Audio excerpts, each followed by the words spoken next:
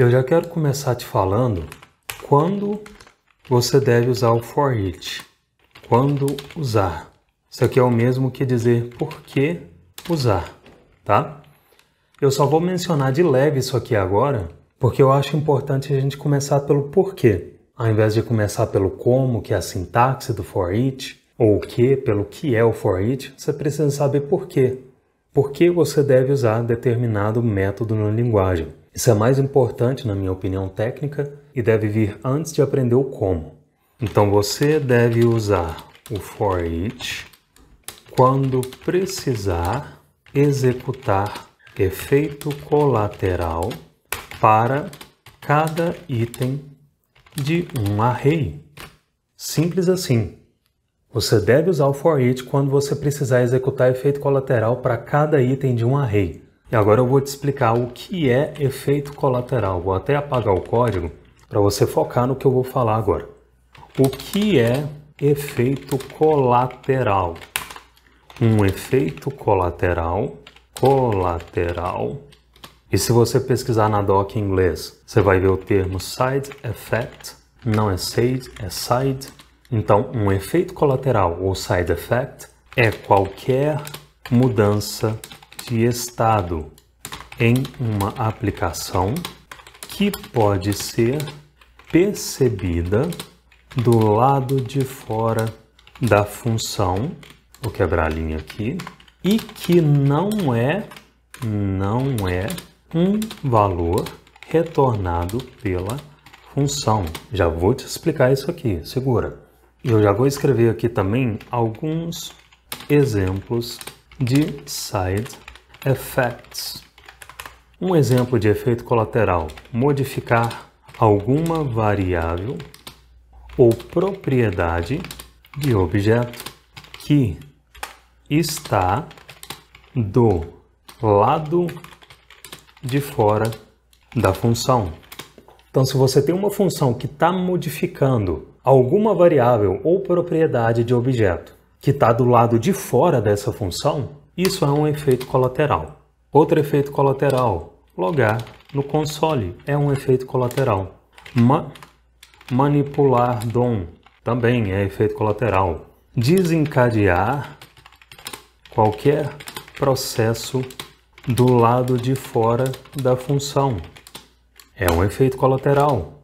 E por fim, invocar outra função que executa efeito colateral. Também é um efeito colateral. Vamos lá.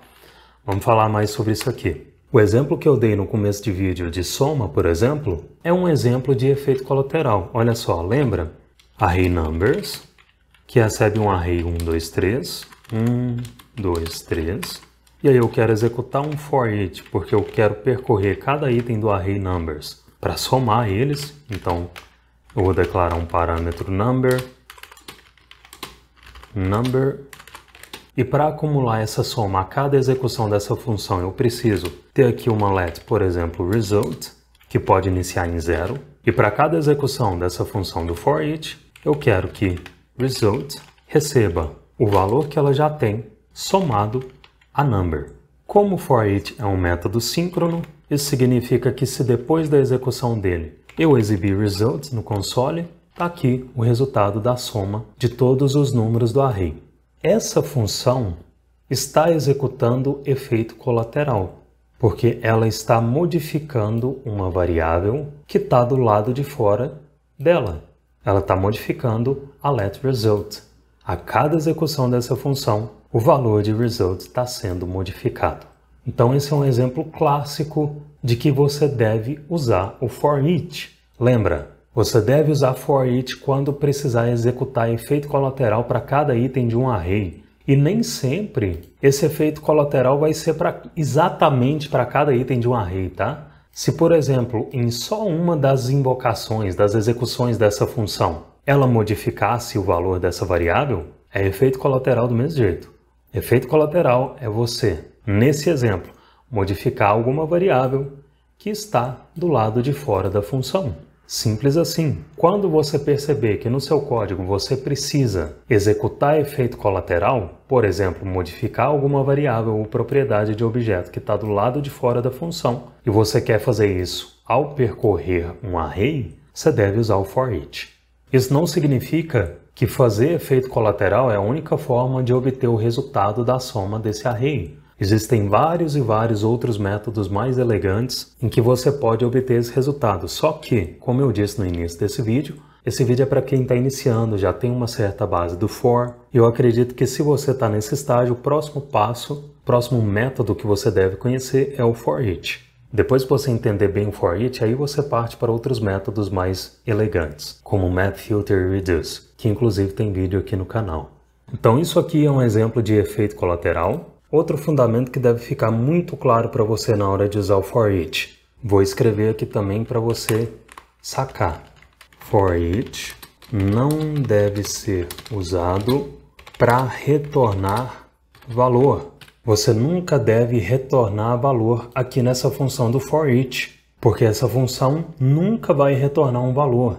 Porque lembra, for each foi feito para executar efeito colateral. Ele só foi feito para isso. Então, ao contrário de outros métodos, como map, filter e reduce, em que você precisa inserir um return nessa função que eles recebem, no for each nada vai acontecer se você retornar um valor aqui.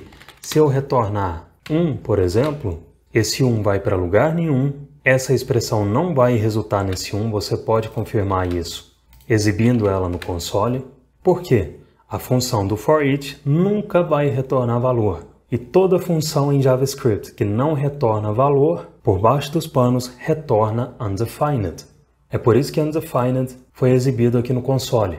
Então esse é um fundamento crucial de você entender sobre o for each. For each nunca retorna valor. Essa função do for each nunca vai retornar valor. Qualquer valor que você tentar retornar vai ser descartado. Porque for each não foi feito para retornar valor, ele foi feito para executar efeito colateral. Beleza?